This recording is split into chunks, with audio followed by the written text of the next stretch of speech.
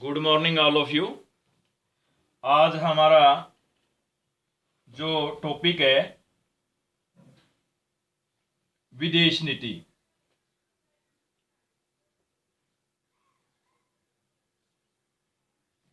विदेश नीति, ये विदेश नीति क्या होती है? विदेश नीति का मतलब होता है एक देश के दूसरे देश के साथ संबंध बनाने वाली नीति को हम विदेश नीति के नाम से जानते हैं। जिस तरह एक परिवार होता है, परिवार के भी अपने अड़ोसी पड़ोसियों के साथ जो संबंध बनाने के लिए परिवार के कुछ नियम हैं, कुछ अपनी परंपराएं हैं, रीति रिवाज हैं, उसी तरह प्रत्येक देश के अपने पड़ोसियों के साथ, अन्य देशों के साथ जो संबंध बनाने के लिए जो नियम तथा सिद्धांत होते हैं उन्हें हम विदेश नीति के नाम से जानते हैं। प्रत्येक देश की विदेश नीति अलग अलग है। भारत की कुछ है, ये अलग अलग देशों की विदेश नीति अलग अलग इसलिए है क्योंकि किसी देश की परिस्थितियां कैसी है, किसी देश की परिस्थितियां कैसी है, अलग अलग परिस्थितियां होने के कारण इनकी जो विशेषताएं हैं वो भी अलग है। और भारत की जो विदेश नीति है अनुच्छेद 51 में भारतीय संविधान के अनुच्छेद 51 में भारतीय विदेश नीति का वर्णन किया गया है। भारतीय विदेश नीति की विशेषताएं क्या है? अब हमारा आगे जो टॉपिक रहेगा विशेषताएं, विदेश नीति की विशेषताएं।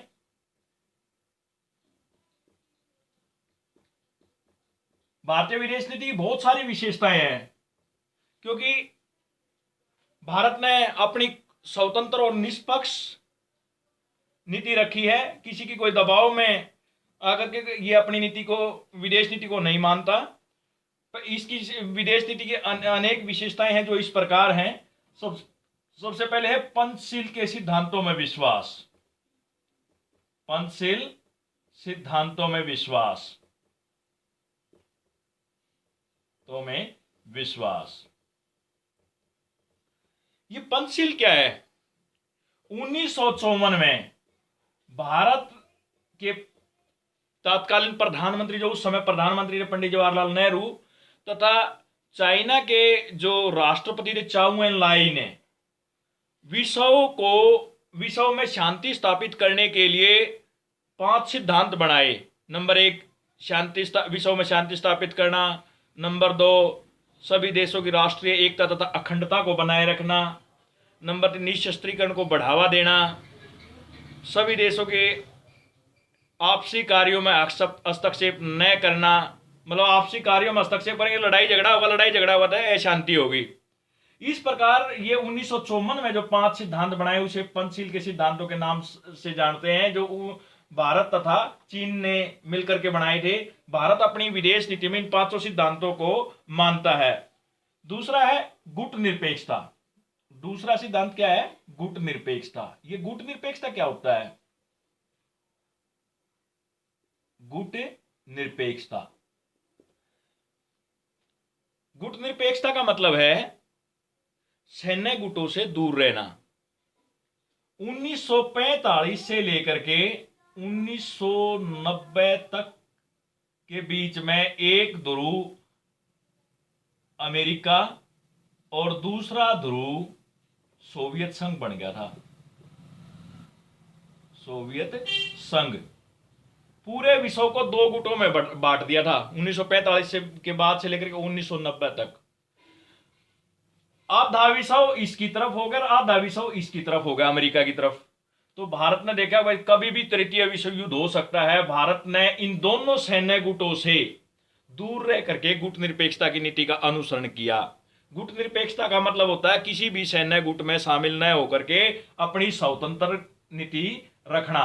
गुट निरपेक्षता की नीति अगर भारत सोवियत संघ का समर्थन कर लेता और मान ले अमेरिका के विपक्ष खड़ा हो जाता, तो कल अमेरिका वास्तव में युद्ध हो जाता। और वास्तव में जब युद्ध हो जाता या लड़ाई हो जाती और अमेरिका जीत जाता तो हम अमेरिका की गुलामी हो जाते, या हम अमेरिका में शामिल हो जाते और तो लड़ाई का कोई पता नहीं था, अगर युद्ध होगा या नहीं होगा। वैसे शीत युद्ध रहा है और वास्तविक लड़ाई हो भी सकती थी, तृतीय विश्व युद्ध हो भी सकता था, और हो सकता है सोवियत संघ जीत जाए तो हम सोवियत संघ के विरोधी हो जाते। क्योंकि भारत जो है गुलामी का जीवन देख चुका था, भारत अपनी संप्रभुता को बनाए रखना चाहता था, इसलिए भारत ने गुट निरपेक्षता की नीति अपनाई। गुट निरपेक्षता का मतलब होता है किसी भी सैन्य गुट में शामिल न होना, ना इससे बल्कि दोनों से अपने अच्छे संबंध बना करके अपने विकास में विश्वास रखना गुट निरपेक्षता का कहलाता है। भारत हमेशा गुट निरपेक्षता की नीति में विश्वास रखता है। अगला पॉइंट है साम्राज्यवाद का विरोध। भारत की जो विदेश नीति है उसकी एक विशेषता यह भी है साम्राज्यवाद का विरोध। ये साम्राज्यवाद क्या होता है, मैं एक एग्जांपल बताता हूं। जैसे ये किसी का की जमीन है और इसके आसपास ये दूसरे आदमी की है, ये तीसरे आदमी की है। मान ले ये आदमी इसके कुछ हिस्से पर या संपूर्ण हिस्से पर अपना अधिकार कर ले, या इस पड़ोसी के किसी भी पड़ोसी के अपने थोड़े से टुकड़े पर या संपूर्ण हिस्से पर अधिकार कर ले, उसे हम साम्राज्यवाद के नाम से जानते हैं, मतलब अपने क्षेत्र का विस्तार करना। उसी तरह एक देश होता है, एक देश अपने पड़ोसी देश के कुछ हिस्से पर या संपूर्ण या पूरे राष्ट्र पर कब्जा कर ले, उसे साम्राज्यवाद के नाम से जानते हैं। भारत ने साम्राज्यवाद को हमेशा एक गुलामी का जीवन माना है। भारत खुद जो है उपनिवेशवाद के उसमें दलदल में रह चुका है, तो इसलिए भारत हमेशा अपने शांति स्थापित करने के लिए साम्राज्यवादी नीति का विरोध करता है, क्योंकि साम्राज्यवादी नीति जो है हमेशा युद्ध की तरफ संकेत करती है, हमेशा युद्ध की तरफ ले जाती है। इसलिए भारत जो है साम्राज्यवाद का विरोध करता है। उपनिवेशवाद का विरोध।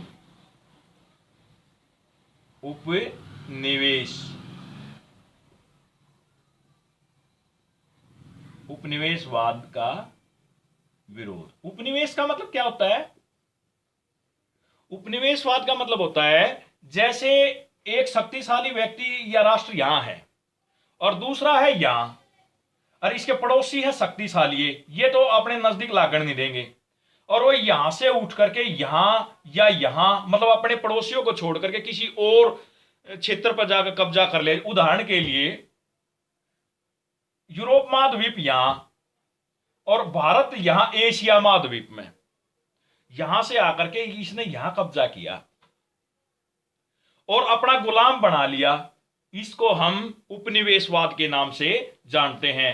भारत उपनिवेशवाद का स्वाद चख चुका था, क्योंकि भारत अंग्रेजों का गुलाम रह चुका था, इसलिए भारत उपनिवेशवाद का विरोधी है। भारत उपनिवेशवाद का विरोध करता है। जाति और रंग भेद नीति का विरोध। रंग भेद का विरोध। रंग भेद का विरोध। भारत जिस तरह साम्राज्यवाद तथा उपनिवेशवाद का विरोध करता है, उसी तरह रंग और जाति नस्ल का भी विरोध करता है। रंग भेद या नस्ल भी कह देते हैं इसको।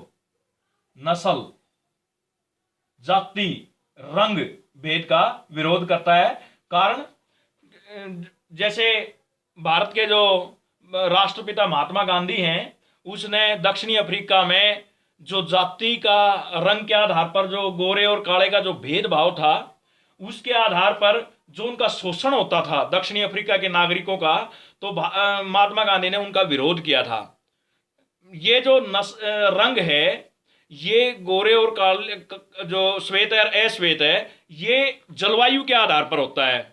लेकिन जो उत्तरी ध्रुव के जो राष्ट्र हैं, इंग्लैंड, फ्रांस, अमेरिका, ये राष्ट्र जो दक्षिणी वाले जो राष्ट्र हैं, उनके का शोषण करने के लिए रंग के आधार पर, भाई आप ब्लैक रंग के हो या कलर के हो, अश्वेत हो, इसलिए आप पशुओं जैसे हो, और पशुओं जैसे हो तो आपका शोषण किया जाना चाहिए, आपके ऊपर जो है ना शासन करने का अधिकार है हमें। इस तरह जो वो अश्वेत नागरिकों के साथ बुरा बर्ताव करते हैं। और भारत हमेशा विरोध करता है, क्योंकि भारत उपनिवेशवाद की दलदल में रह चुका है। उसने पता है दूसरे के अधीन जो गुलामी का जो जीवन है वो कितना बुरा है। तो इसलिए भारत नस्ल, रंग भेद तथा जाति का हमेशा विरोधी रहा है। इसके अतिरिक्त है निशस्त्रीकरण में विश्वास। निशस्त्रीकरण में विश्वास।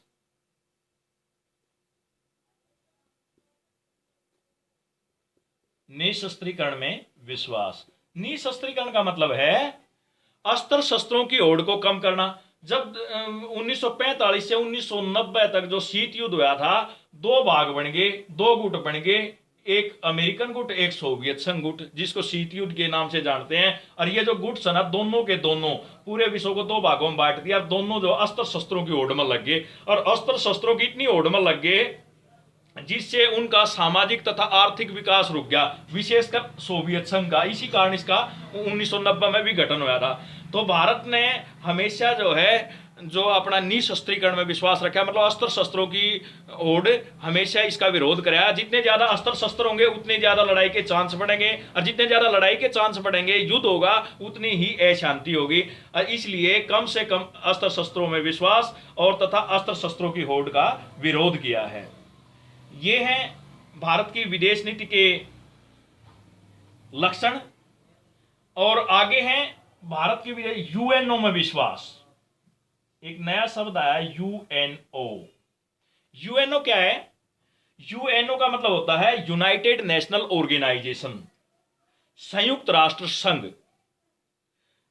संयुक्त राष्ट्र संघ की स्थापना दूसरे विश्व युद्ध के बाद विश्व में शांति स्थापित करने के लिए हुई थी। भारत शुरू से ही संयुक्त राष्ट्र संघ की नीतियों में विश्वास रखता, शुरू से ही इसका सदस्य रहा है।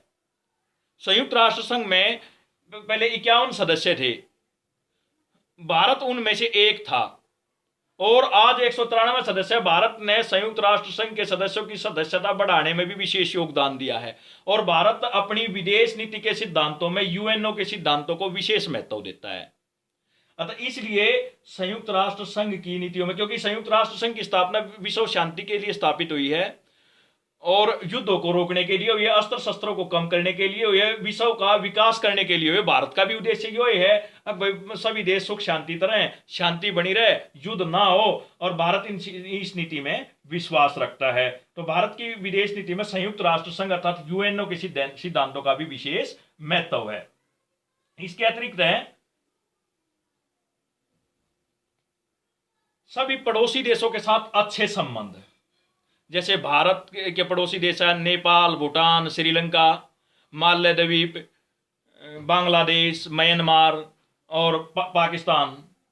भारत ने कभी भी किसी पड़ोसी देश के ऊपर कोई पहल, युद्ध के लिए पहल नहीं करी है। चाहे चाइना हो, चाइना ने 1962 में भारत के ऊपर आक्रमण किया, उसने पहल करी, लेकिन उसका वो जो लड़ाई है 1962 में दोनों के बीच में बहुत भयंकर युद्ध हुआ। 1965 में पाकिस्तान ने भारत के ऊपर आक्रमण कराया। 1971 में भारत और पाकिस्तान की लड़ाई फिर हुई, 1999 में हुई। लेकिन भारत ने उसका मुंह तोड़ जवाब भले ही दिया हो, लेकिन भारत ने कभी भी किसी पड़ोसी देश के ऊपर आक्रमण की पहल नहीं की। चाहे वो भूटान हो, भूटान के ऊपर डोकलाम में चाइना ने हस्तक्षेप करने की सोची, भारत ने आगे बढ़कर उसका सहयोग दिया, क्योंकि वो भूटान के साथ भारत की 20 वर्षीय संधि हुई है, और जो नेपाल और भूटान है इनकी सुरक्षा करने का दायित्व तो भारत ने अपने ऊपर ले रखा है। इसलिए भारत जो है अपने पड़ोसी देशों के साथ जो नियम है, सिद्धांत है, उसके अनुसार अच्छी मित्रता का व्यवहार करता है। पड़ोसियों के साथ अच्छी मित्रता का व्यवहार करना, पड़ोसी देशों के साथ मित्रता पूर्वक व्यवहार।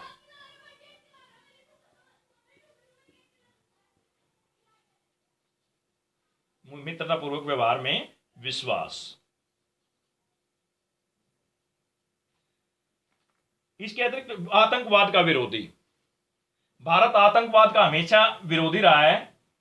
आतंकवाद का विरोधी कैसे है? चाहे भारत में आतंकवादी हमला हुआ हो,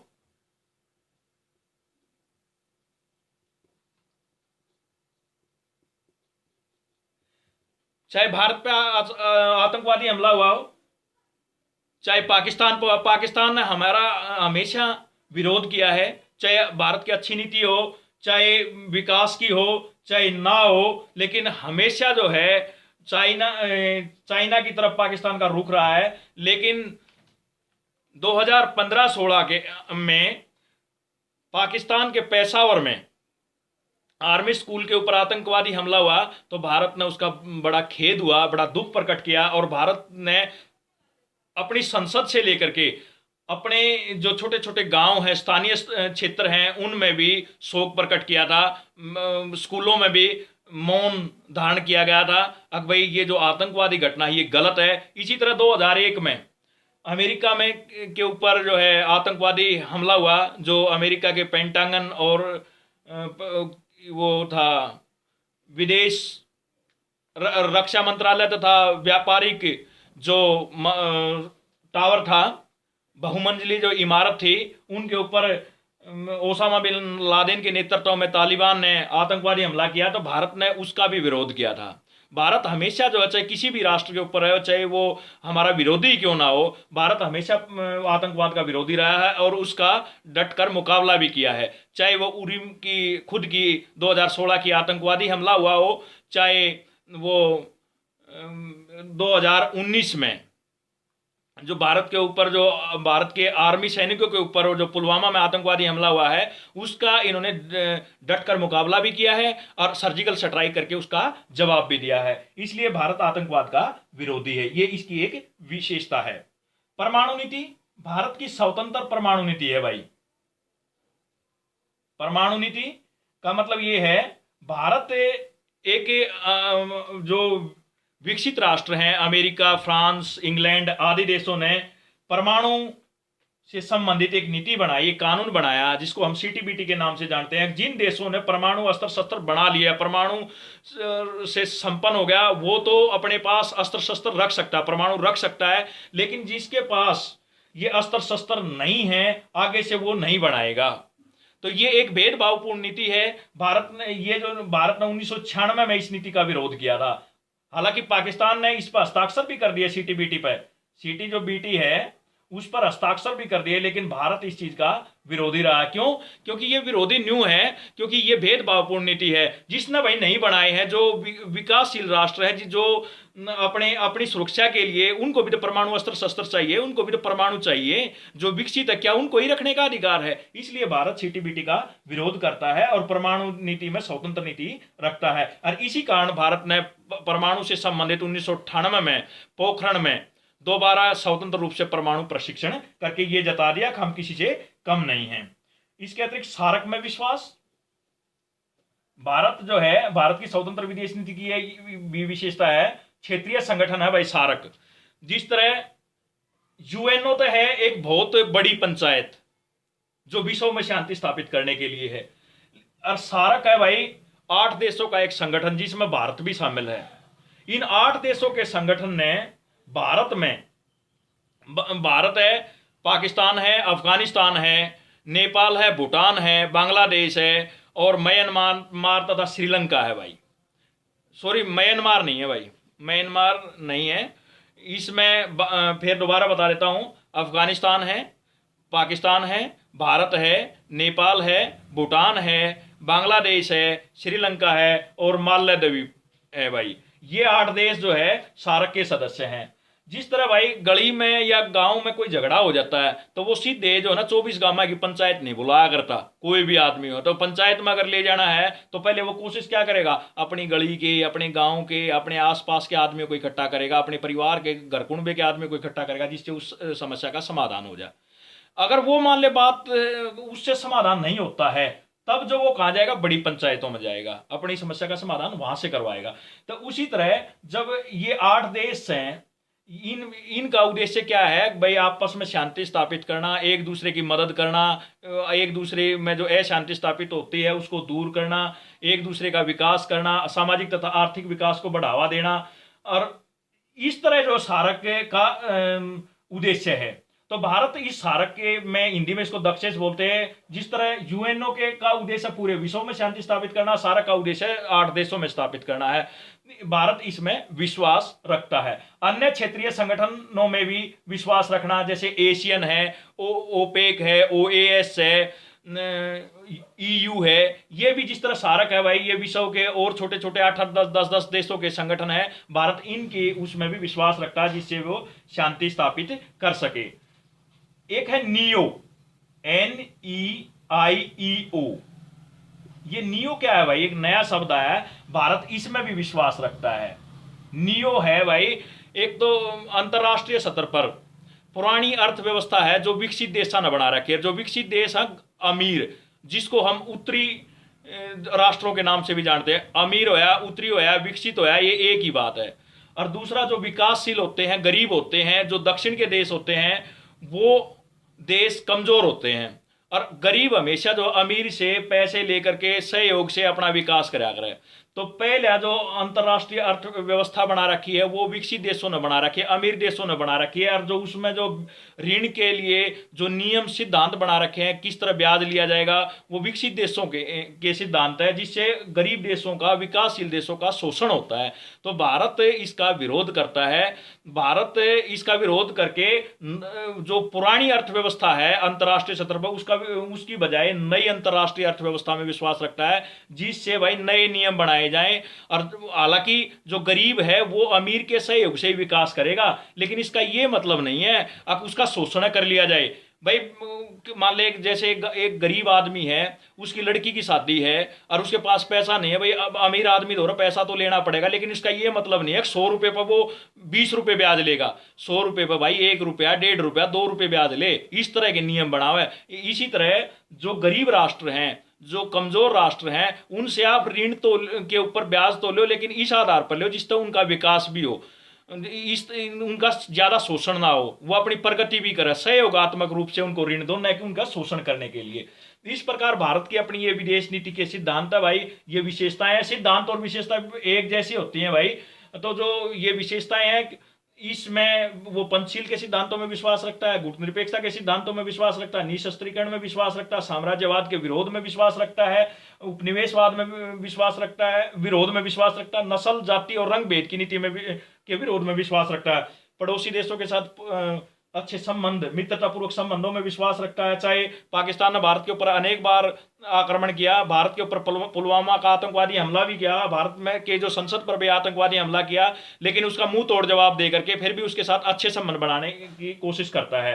परमाणु नीति भाई स्वतंत्र है, सीटीबीटी का विरोध किया है, हमेशा डर का काम नहीं किया है भारत ने। आतंकवाद का हमेशा विरोधी रहा है। जितनी भी बार आतंकवाद हुआ, चाहे किसी भी देश में हुआ है, चाहे वो हमारे विरोधी ही क्यों ना हो, भारत ने आतंकवादी हमले में उसका समर्थन किया है। सार्क में विश्वास रखता है। सार्क एक क्षेत्रीय संगठन है जो शांति स्थापित करने के लिए बनाया गया, उसमें विश्वास रखता है। नियो में विश्वास रखता है। इस प्रकार ये भारत की विदेश नीति के सिद्धांत हैं। आशा करता हूँ आपको अच्छी तरह से ये समझ आया होगा। किसी विद्यार्थी ने या किसी साथी ने कोई दिक्कत मेरे हिसाब से नहीं हुई होगी। और आप पे जो मैंने ये वीडियो बनाई है, इसके जो चैनल है इसको सब्सक्राइब करें, ताकि भविष्य में जो हम वीडियो बनाएं वो आप तक पहुंचती रहे। हमारे पास जो वीडियो बनेंगे वो संस्कृत की, हिंदी, संस्कृत, पॉलिटिकल साइंस, भूगोल आदि, गणित आदि की बनेगी और आपके पास पहुंचते रहे। इसलिए सब्सक्राइब करें, लाइक करें तथा कमेंट करें। कमेंट में ये जरूर, कमेंट करने से हमें ये होगा कि भाई हम मोटिवेट होंगे और आपके लिए और अच्छी से अच्छी वीडियो बनाने की कोशिश करेंगे। आशा है कि आपको अच्छी तरह से भारतीय विदेश नीति के सिद्धांत और विशेषताएं समझ आए होंगी। इसी के साथ धन्यवाद।